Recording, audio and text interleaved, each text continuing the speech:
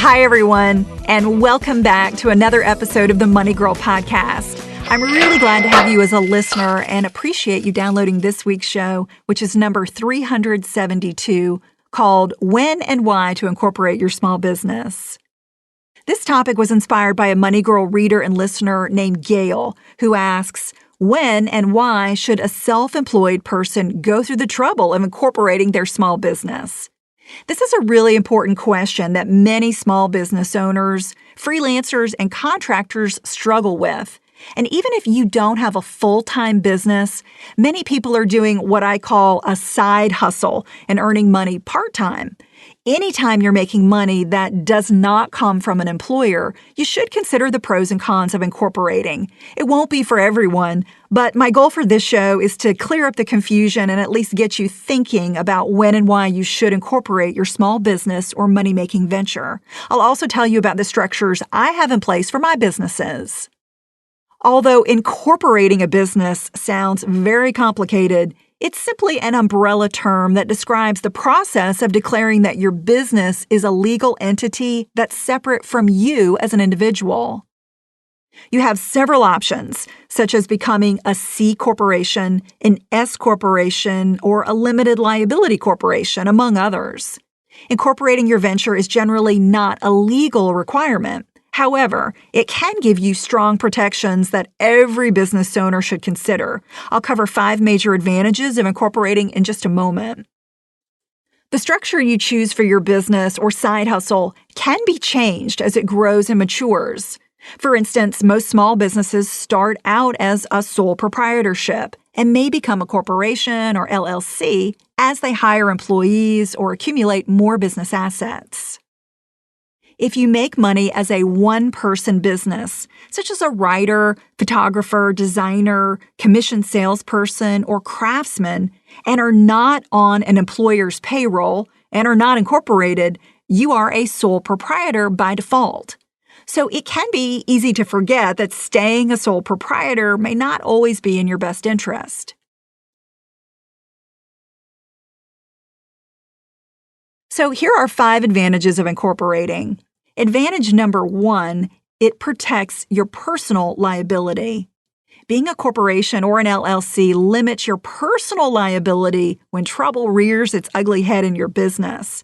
As I previously mentioned, an incorporated company is a completely separate entity from you and your personal assets. So even if you go out of business, you aren't likely to lose your personal property. On the other hand, remaining a sole proprietor means that you can be personally liable for business-related activity or debt. For instance, let's say you lose a lawsuit for breach of contract, or you don't make enough profit to pay your business loan. The injured party or creditor can go after your business and your personal assets for compensation. In other words, your personal belongings, such as your bank savings, investments, real estate, and vehicles are always at risk when you're a sole proprietor. Advantage number 2, incorporating gives you tax advantages. There are different types of corporations that offer different tax benefits. A regular or C corporation is taxed differently than any other business structure because it must pay its own income tax on profits. Shareholders who receive income from a C corporation must also pay personal income tax, which sets up a situation known as double taxation. Since a C corporation is more complex, it's generally recommended for larger businesses with employees. In contrast, an S corporation is similar to a C corporation, but only requires you to pay tax as an individual. Income flows through an S corporation without being taxed until it's claimed as income by shareholders. This avoids having the double taxation that I mentioned. Here's an example that demonstrates the difference in taxation between a sole proprietorship and an S corporation. Let's say you are a virtual assistant making $50,000 a year as a sole proprietor. You'd owe ordinary income tax plus self-employment tax, that's for Social Security and Medicare, on the full amount of your income. But if you were a single owner S corporation and made $50,000 a year, You'd have the option to leave some money in the business or to take distributions, which are not subject to the self-employment tax. For instance, you might choose to take $30,000 in salary and $20,000 in distributions. In that case, you'd avoid paying self-employment tax on $20,000, which could save a bundle when compared to being a sole proprietor. Corporate taxation is a very complex topic, so I strongly recommend that you discuss your business in detail with a tax professional before incorporating. Advantage number 3. Incorporating allows you to take more business risk.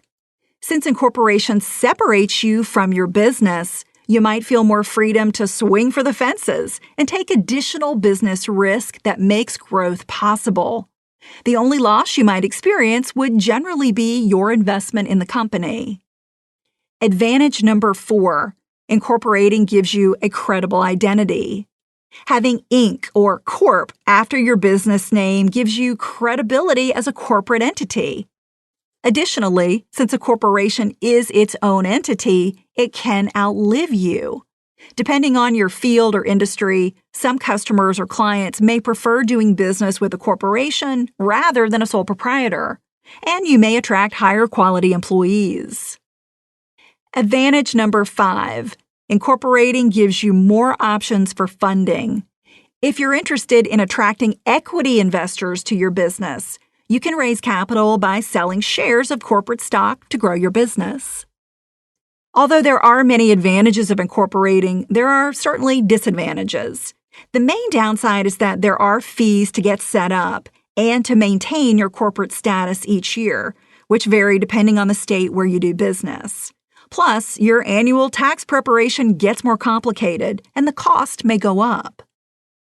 The answer to when you should incorporate your business depends on many factors, such as your risk of getting into a lawsuit, your tax liability, the type of business you do, and your business goals. If you're engaged in a risky business, such as being a gym owner, having a dental practice, or selling edible products, you'll need plenty of protection and probably should be incorporated in addition to having business insurance.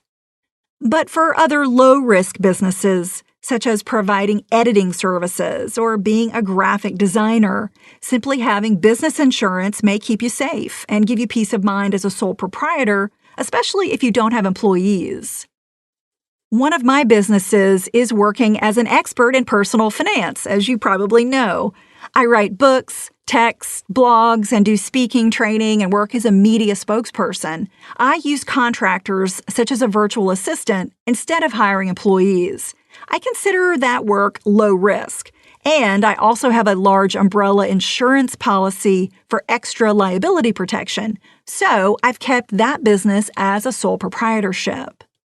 But I'm also a real estate investor and own a portfolio of rental property in several different states. I own one or more properties in different structures, including LLCs and an LLP, or limited liability partnership, which I chose due to recommendations from real estate attorneys in the same states as my properties.